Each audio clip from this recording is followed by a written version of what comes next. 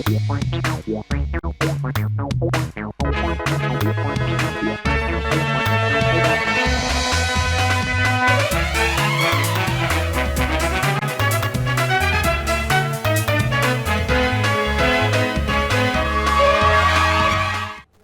मैं हूं जयंती झा और आप देख रहे हैं राष्ट्रीय समाचार। पहले एक नजर हेडलाइंस पर।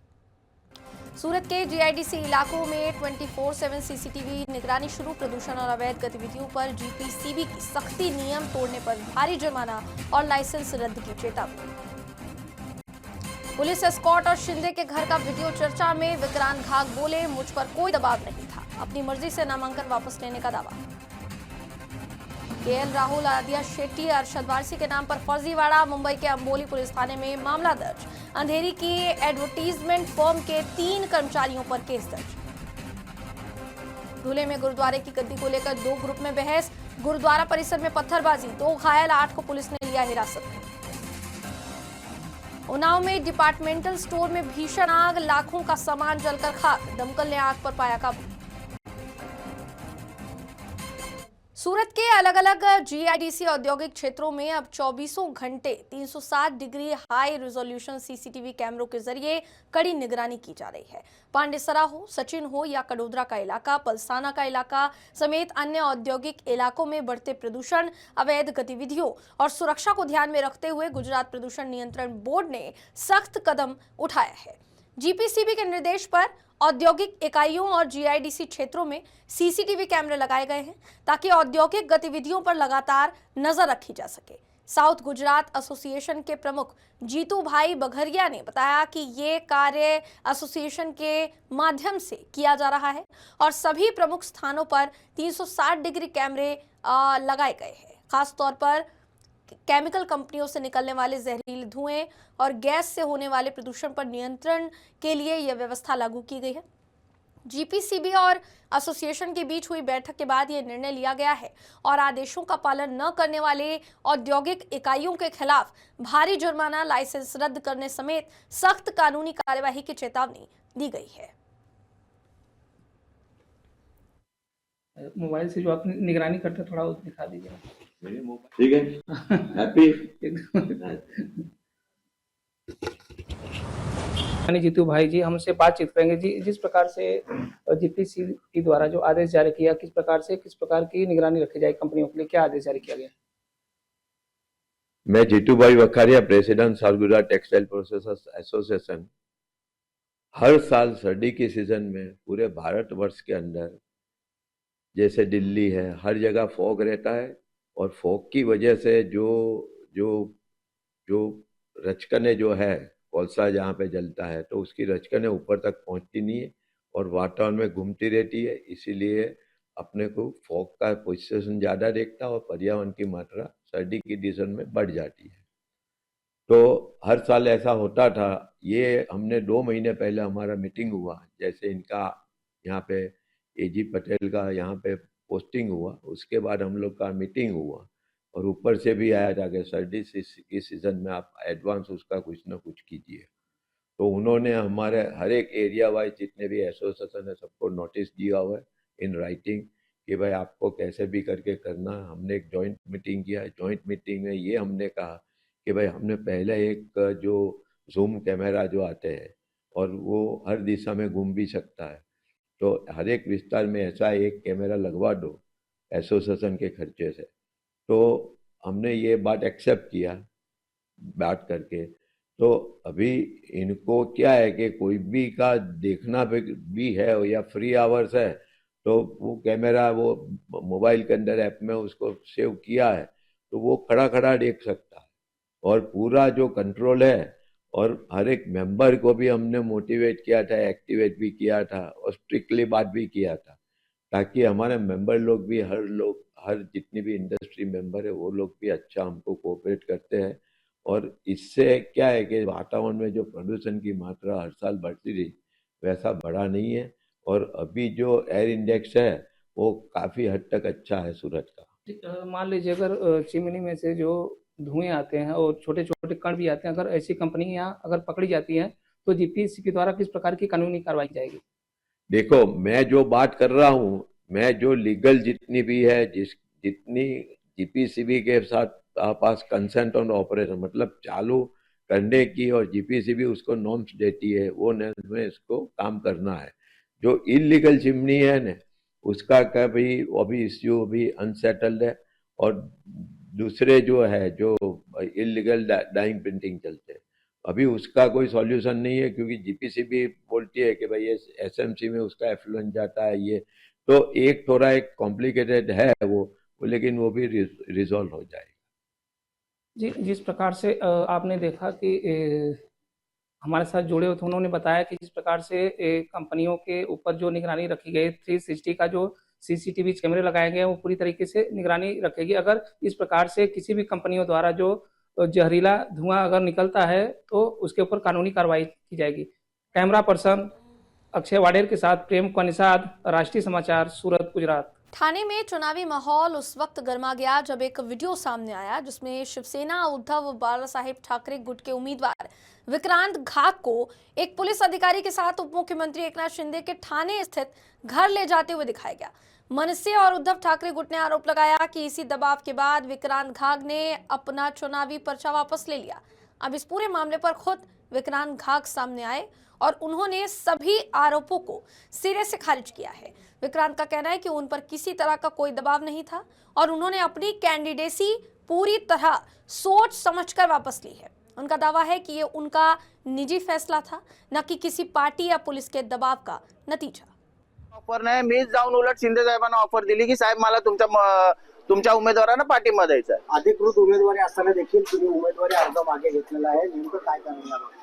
त्याचं कारण एकच आहे, जरी अधिकृत उमेदवारी असली तरी जे उबाटाने जे उमेदवार दिले होते यांनी माझ्या आधी अर्ज मागे घेतलेला आहे। जी ब मध्ये जयश्री मॅडमच्या समोर जी उबाटाची उमेदवारी होती नागरे, त्यांनी माझ्या आधी जाऊन अर्ज मागे घेतलेला आहे। मनसेची जी उमेदवार आहे ही बाहेरनं आयात केलेली आहे, पडवळनगर मध्ये राहतच नाही, प्रभाग क्रमांक 18 मध्ये राहतच नाही, तिला तुम्ही उमेदवारी दिली।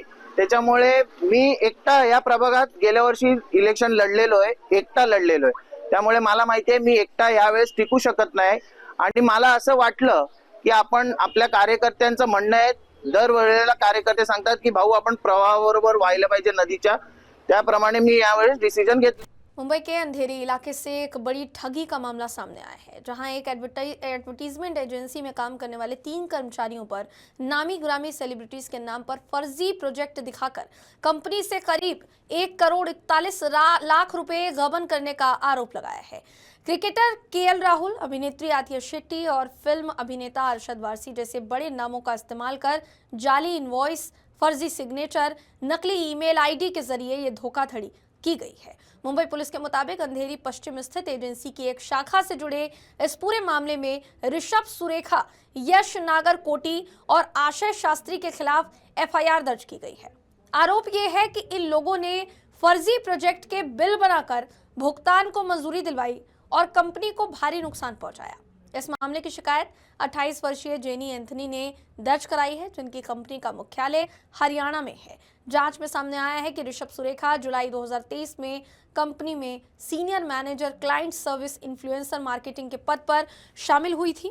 उनके पास branding, influencer management, project operations और फाइनेंस डिपार्टमेंट, साथ ही सीईओ को प्रोजेक्ट की जानकारी देने का अधिकार था। इसी दौरान उन्होंने अपनी मां के इलाज का हवाला देकर कंपनी से 15 लाख रुपए का ब्याज मुक्त लोन भी लिया। एफआईआर के मुताबिक अगस्त 2024 में सुरेखा ने आशय शास्त्री की मदद से अभिनेत्री दिया मिर्जा को लेकर हेवल्स के लिए एक विज्ञापन प्रोजेक्ट हासिल करने का दावा किया।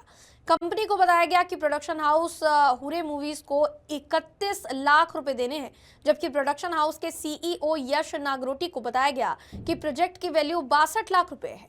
इस दोहरे खेल के कारण कंपनी से अतिरिक्त भुगतान कराया गया। पुलिस को आगे जांच में पता चला कि तीनों आरोपियों ने कई नामी कंपनियों और सेलिब्रिटीज के नाम पर जाली बिल तैयार किए हैं। आरोप यह है कि 52 लाख रुपए से ज्यादा की रकम सीधे ऋषभ सुरेखा के निजी बैंक खाते में ट्रांसफर की गई। इतना ही नहीं, सुरेखा पर कंपनी के आधिकारिक ईमेल आईडी का गलत इस्तेमाल करने, आदिया शेट्टी के फर्जी हस्ताक्षर करने और अभिनेता अरशद वारसी के नाम से फर्जी ईमेल आईडी बनाकर काल्पनिक प्रोजेक्ट्स के लिए पैसे वसूलने का भी आरोप है। धुले शहर में गुरुद्वारे की गद्दी पर कौन बैठेगा, इस पर देर रात दो ग्रुप में बहस हो गई।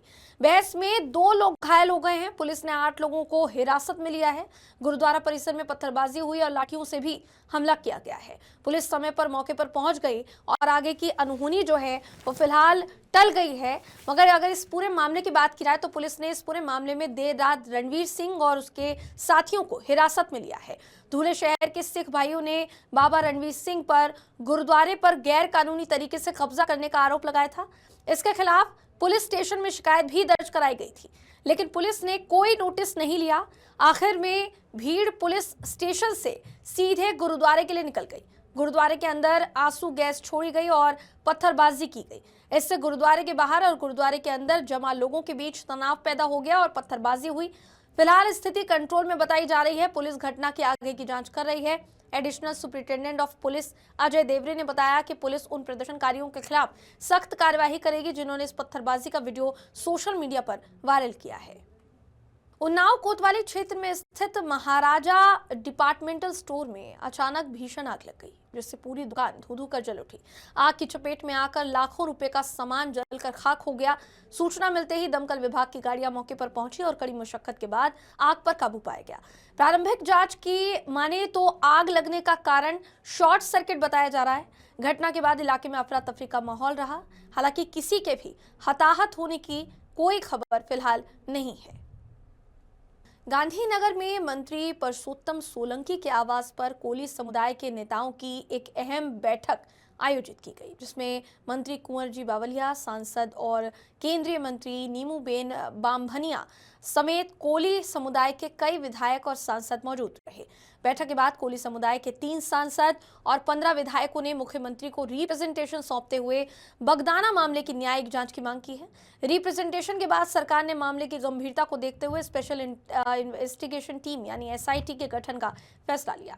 दरअसल बगदाना में 8 लोगों के हमले में गंभीर रूप से घायल हुए नवनीत बल्दिया ने आरोप लगाया कि 1 जनवरी को हीरा सोलंकी से मिलने के बाद उन्हें पता चला कि मुंबई के एक कार्यक्रम में माया भाई अहीर ने योगेश भाई सागर नाम बगदाना ट्रस्ट के मैनेजिंग ट्रस्टी के रूप में लिया था, जबकि वास्तव में ऐसा कोई पद ही नहीं था।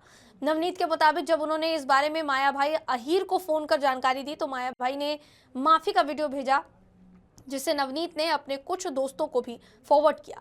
बाद में ये वीडियो माया भाई अहीर के बेटे जयराज तक पहुंचा, जिसके बाद जयराज ने मिलने के बहाने उन्हें बुलाया और पूरी साजिश के तहत उन पर हमला कराया। नवनीत ने आरोप लगाया है कि पुलिस उनके केस को भटकाने की कोशिश कर रही है और उनकी मांग है कि जांच की जाए। हमले के दौरान आरोपी वीडियो कॉल पर किससे बात कर रहे थे। वहीं भावनगर रेंज के IG गौतम परमार ने बताया कि पूरे मामले की निष्पक्ष जांच के लिए एक 5 सदस्यीय SIT गठित की गई है, जिसमें एक IPS अधिकारी चेयरमैन होंगे और 4 अन्य सदस्य शामिल हैं। भावनगर जिले के बगदाना पुलिस स्टेशन में पिछली 28 दिसंबर को जो घटना घटी है उसमें शुरुआत उसका इन्वेस्टिगेशन बगदाना पुलिस ने किया था। उसके बाद महुआ PI ने किया था, जिसके अंतर्गत कुछ प्रूफ ज़्यादा अच्छी तरह से प्राप्त हो और इन्वेस्टिगेशन को ज़्यादा अच्छी तरह से करा जाए, इसलिए यहाँ रेंज लेवल पर एक SIT की रचना करने का निर्णय लिया है, जिसमें धारी ASP मिस्टर जयवीर गढ़वी की अध्यक्षता में SIT की रचना करी गई है। कोई सूचना मिली है ऊपर से सरकार में से या फिर रेंज नहीं, रेंज लेवल पर हम लोगों ने इस केस की गंभीरता को ध्यान में रखते हुए यहाँ पर SIT की रचना करी है। इसकी कोई समय मर्यादा? अभी तपास जो सारा इन्वेस्टिगेशन हम लोगों को खुद देखना है और अभी तक कितना इन्वेस्टिगेशन हुआ है, क्या क्या प्रूफ कलेक्ट किए हुए, उसमें अभी थोड़ा सा उसका जायजा लेने में टाइम लगेगा। तो अभी तपास कितना चलेगा उसका समय मर्यादा डिफाइन करना मुश्किल है।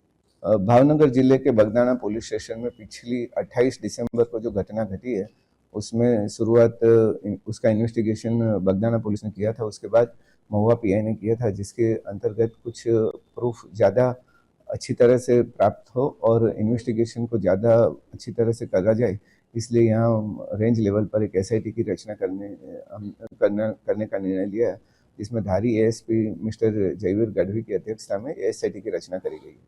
कोई सूचना मिली है ऊपर से सरकार में से या फिर रेंज नहीं, रेंज लेवल पर हम लोगों ने इस केस की गंभीरता को ध्यान में रखते हुए यहाँ पर SIT की रचना करी है। इसकी कोई समय मर्यादा? अभी तपास जो सारा इन्वेस्टिगेशन हम लोगों को खुद देखना है और अभी तक कितना इन्वेस्टिगेशन हुआ है, क्या क्या प्रूफ कलेक्ट किए हुए, उसमें अभी थोड़ा सा उसका जायजा लेने में टाइम लगेगा। तो अभी तपास कितना चलेगा उसका समय मर्यादा डिफाइन करना मुश्किल है। भावनगर जिले के बगदाना पुलिस स्टेशन में पिछली महाराष्ट्र की महानगर पालिका चुनाव की राजनीति में निर्विरोध चुनाव अब बड़ा विवाद बन गया है। राज्य में 68 कॉर्पोरेटर्स बिना विरोध के चुने गए, जिनमें से एक भी विपक्षी दल नहीं है। विपक्ष का आरोप है कि ये लोकतांत्रिक प्रक्रिया नहीं बल्कि एक साजिश है। पैसे, पुलिस दबाव और धमकी के जरिए उम्मीदवारों से नामांकन वापस कराए गए हैं। खासकर राज्य के उप मुख्यमंत्री एकनाथ शिंदे के गढ़ में ठाणे म्युनिसिपल कॉर्पोरेशन इसका सबसे बड़ा उदाहरण बनकर सामने आया है। विपक्ष ने इसे लोकतंत्र की हत्या बताते हुए चुनाव आयोग से तत्काल कार्यवाही की मांग की है। में कुल 68 कॉर्पोरेटर बिना विरोध के चुने गए हैं। इनमें बीजेपी के 44, शिंदे गुट के 22 और अजीत पवार गुट के 2 कॉर्पोरेटर्स शामिल हैं। विपक्ष का दावा है कि ये सामान्य प्रक्रिया नहीं बल्कि एक नया फंडा है। मशीन में गड़बड़ी, वोट चोरी और बोगस वोटर के बाद अब चुनाव जीतने के लिए निर्विरोध रास्ता अपनाया गया है। विपक्षी नेताओं का आरोप है कि चुनाव से पहले उम्मीदवारों को पैसे दिए गए, पुलिस का दबाव बनाया गया और करोड़ों रुपए का लेन देन हुआ। कहा यह जा रहा है कि ठाणे म्युनिसिपल कॉर्पोरेशन को लूट कर खाया गया पैसा ही चुनाव में इस्तेमाल हुआ।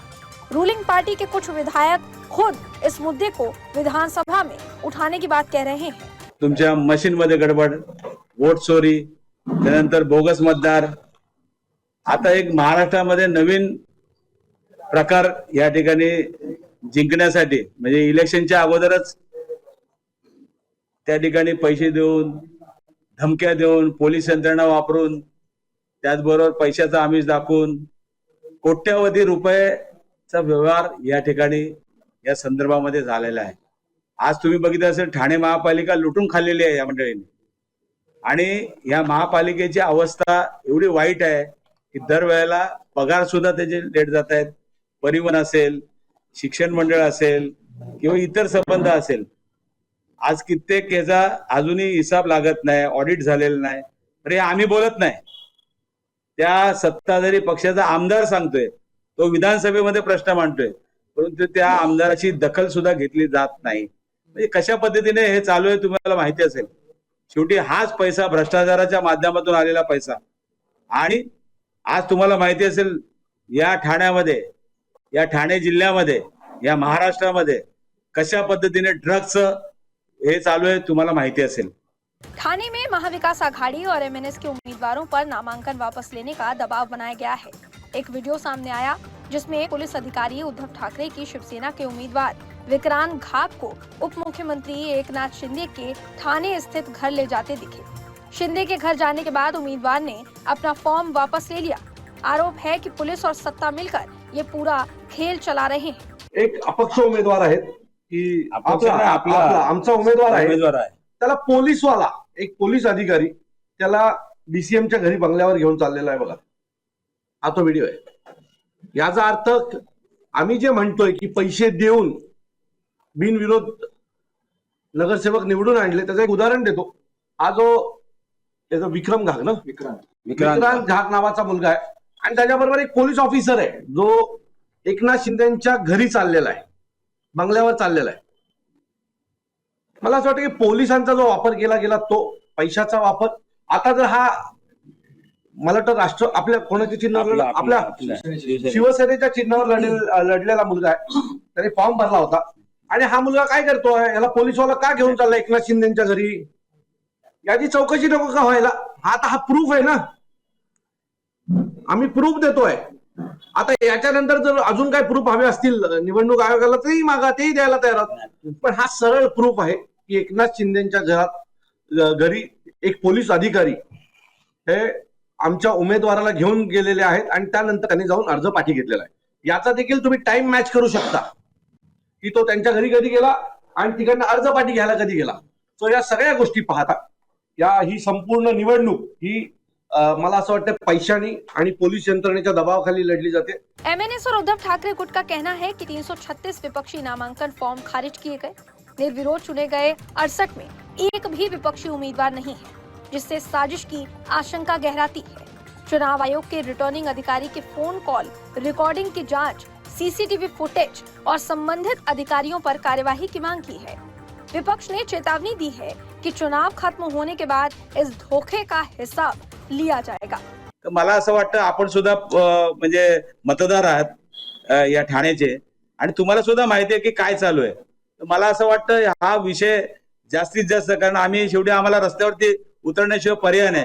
कारण तुम्ही बघितलं असेल जनतेच्या दरबारात जायचं, तर या जनतेच्या दरबारात काय केलं त्यांनी बघितलं असेल आणि म्हणजे या निवडणुका होऊ नये यासाठी बिनविरोध केलं। त्यानंतर तुम्ही बघितलं सर्व यंत्रणा त्या ठिकाणी लावलेल्या आहेत। आज तुम्ही बघितलं असेल या महानगरपालिकेमध्ये ही लुटालूट चालू आहे आणि हे थांबवण्यासाठी नवीन चांगले लोकप्रतिनिधी येण्यासाठी या ठिकाणी आज आपण उमेदवार त्या ठिकाणी उभे केलेले आहेत। आणि जाणून बुजून तुम्ही बघितलं असेल जेवढे जेवढे निवडून आलेले लोक कोण आहेत, जे निवडून आलेले आहेत, जे बिनविरोध आलेले आहेत, ते सर्व त्यांच्या साथीदार आहेत सर्व। आणि म्हणून या निवडणुकाच्या संदर्भामध्ये मला वाटतं जनतेला आम्ही आवाहन करतो आपल्या माध्यमातून, या ठिकाणी या सर्व गोष्टीचा विचार करून मला वाटतं लोकांनी रस्त्यावरती उतरून त्या दिवशी ही महानगरपालिका वाचवायची आहे, हे ठाणं आम्हाला वाचवायचं असेल, हे ठाण्याचे प्रश्न आम्हाला हे करायचं असेल, तर यांना पहिलं खाली खेचून जर तुम्ही हे केलं तर मला वाटतं आता हा सर्व खेळ जो आहे हे ठाणेकर जनतेच्या हातात आहे। त्यामुळे जनतेला आम्ही आवाहन करतो या निवडणुकीमध्ये तुम्ही रस्त्यावरती उतरून मतदान करा आणि या सर्व या दरोडेखोरांना या ठिकाणी घरी बसवा, अशी नम्र विनंती आपल्या माध्यमातून करतो। मुख्यमंत्री एकनाथ शिंदे यांच्या घरी नेतात तो कधीचा व्हिडिओ? आताच आहे, उमेदवारी अर्ज पाठी घेण्याच्या दिवसाचा आहे। आणि तिथे सीसीटीव्ही कॅमेरा ऑलरेडी लागलेले आहेत। तो पण तुम्ही व्हेरीफाय करा, आम्ही जे दाखवतोय काय खोटं आहे का? फ्रॉड माणसांच्याशी संपर्क काय करायचा? निवडणुका होऊ दे, त्यांना आम्ही त्यांची जागा दाखवू। आता आम्हाला या कुठल्या वादात पडायचं नाहीये, पण निवडणूक झाल्यावर यांचा पाहुणचार दोन्ही पक्षांचे कार्यकर्ते एकत्र येऊन करतील। हे बघा, ज्यांनी गद्दारी केली आहे शिवसेना मनसेची, अशा प्रत्येकाशीचा पाहुणचार होणार आता देखील, आणि या निवडणुकी दरम्यान देखील जे गद्दारी करतील त्यांचा पण पुरेपूर पाहुणचार आम्ही घेणार। बता दें कि चुनाव आयोग ने महाराष्ट्र में 68 कॉर्पोरेटर्स के निर्विरोध चुने जाने के मुद्दे पर चुप्पी नहीं साधी है। उसने संबंधित चुनाव में लगे जिलाधिकारियों से विस्तृत रिपोर्ट मंगवाई है और पुष्टि के बिना किसी को भी निर्विरोध विजेता घोषित नहीं करने के निर्देश दे दिए हैं। आयोग ये जांच कर रहा है कि नामांकन वापसी दबाव या लालच की वजह से तो नहीं हुई। विपक्षी दलों की आपत्तियों और कोर्ट जाने की तैयारी के बीच आयोग का फोकस इस प्रक्रिया की पारदर्शिता सुनिश्चित करने पर है। हालांकि अब तक कोई सख्त प्रतिबंध या नई शर्तें नहीं जारी हुई हैं, लेकिन जांच जारी है और आगे की कार्यवाही पर विपक्ष के साथ साथ सभी की नजरें भी टिकी हुई है। मुंबई से ब्यूरो हेड सर्वेश तिवारी की रिपोर्ट। और एक बड़ी खबर आपको बता दें जो कि सूरत से आ रही है। सूरत कोर्ट को, डिस्ट्रिक्ट कोर्ट को बम से उड़ाने की धमकी मिली है। ये बड़ी खबर आपको बता रहे हैं, सूरत डिस्ट्रिक्ट कोर्ट को बम से उड़ाने की धमकी मिली है। मेल के जरिए ये धमकी मिली है, जिससे पूरे प्रशासन में फिलहाल हड़कंप मच गया है। देर रात करीब 2 बजे एक ईमेल आईडी के जरिए ये सूचना मिली है और वरिष्ठ अधिकारी, बम स्क्वाड, विभिन्न ब्रांच की टीमें मौके पर पहुंची, जिसके बाद बताया जा रहा है कि सुरक्षा कारणों से डिस्ट्रिक्ट कोर्ट को पूरी तरह खाली करवा दिया गया है। ये बड़ी खबर आपको बता दे रहे हैं, सूरत से सामने आ रही है। सूरत डिस्ट्रिक्ट कोर्ट को बम से उड़ाने की धमकी मिली है, जिसके बाद प्रशासन जो है वो चौकन्ना हो गया है। अपने आप में बहुत बड़ी खबर है, क्योंकि जाहिर है न्यायालय को बम से उड़ाने की धमकी मिली है। हालांकि पुलिस इस पूरे मेल की जांच कर रही है कि ये जो मेल है किसके द्वारा भेजा गया, ये मेल में कितनी सच्चाई है और कितनी नहीं, इस पूरे मामले की जांच जो है वो की जा रही है। मगर फिलहाल पूरे प्रशासन में हड़कंप मच गया है। देर रात करीब 2 बजे एक ईमेल आईडी के जरिए ये सूचना मिली, जिसके बाद वरिष्ठ अधिकारी, बम स्क्वाड, अलग अलग ब्रांच की टीमें मौके पर पहुंची और सुरक्षा कारणों की वजह से डिस्ट्रिक्ट कोर्ट को पूरी तरह खाली करवाया गया है। ये बड़ी खबर आपको बता दे रहे हैं, सूरत डिस्ट्रिक्ट कोर्ट को बम से उड़ाने की धमकी। अमित हमारे साथ जुड़ रहे हैं। अमित, क्या जानकारी मिल रही है? अपने आप में बहुत बड़ी खबर है कि सूरत डिस्ट्रिक्ट कोर्ट को बम से उड़ाने की धमकी मिली, क्या जानकारी मिल रही है अमित? जी बिल्कुल जयंती जी, आपको बता दें कि सूरत डिस्ट्रिक्ट कोर्ट को देर रात 2 बजे इंग्लिश में एक मेल आईडी से मेल आया था कि आरडीएक्स से इस कोर्ट को उड़ा देंगे।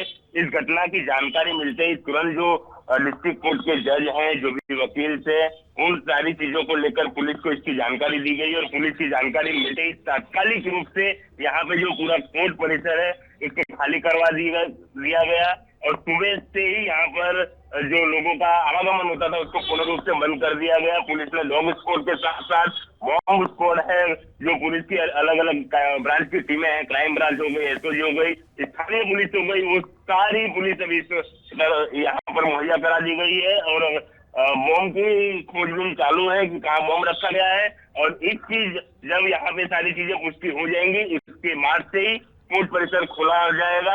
अभी जिस तरह से सरकारी वकील नयन सुकरवाला से बात हुई, उन्होंने भी बताया कि किसी को भी पैनिक होने की जरूरत नहीं है। यहाँ के डिप्टी कमिश्नर है लखबीर सिंह झाला, उन्होंने भी बताया कि किसी को भी पैनिक होने की जरूरत नहीं है। अभी तक ऐसी कोई जानकारी मिली नहीं है कि हम अपनी तरफ से पूरी यहाँ पे जांच कर रहे हैं, लेकिन इस तरह का कोई अभी हादसा सामने नहीं आया है और जो भी होगा उसके खिलाफ कड़ी से कड़ी कार्रवाई की जाएगी। अमित, इससे पहले भी देखिए देखा गया है कि ये जो मेल के जरिए धमकी दी जाती है, कई ऐसे मामलों में भी, चाहे वो राजधानी दिल्ली हो या अन्य कोई शहर हो, वहां पर भी इस तरीके के मेल्स जो है आए दिन हम देखते हैं कि मेल्स आ रहे हैं और धमकियां जो है वो मिल रही है। क्या आपको लगता है इसमें कुछ सच्चाई है? पड़ताल जो है वो की जा रही है, मगर क्या लगता है कि मामला जो है बेहद गंभीर है?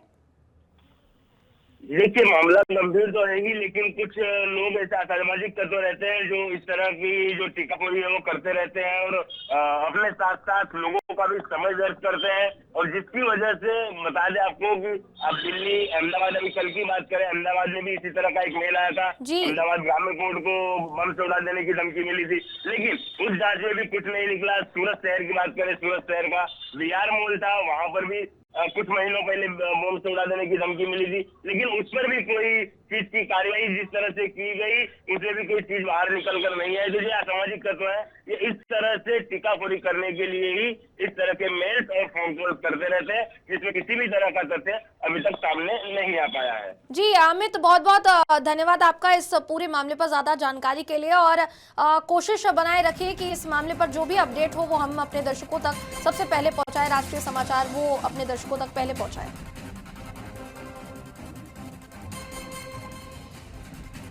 फिलहाल वक्त है एक छोटे से ब्रेक का। देश और दुनिया के तमाम खबरों के लिए देखते रहिए राष्ट्रीय समाचार।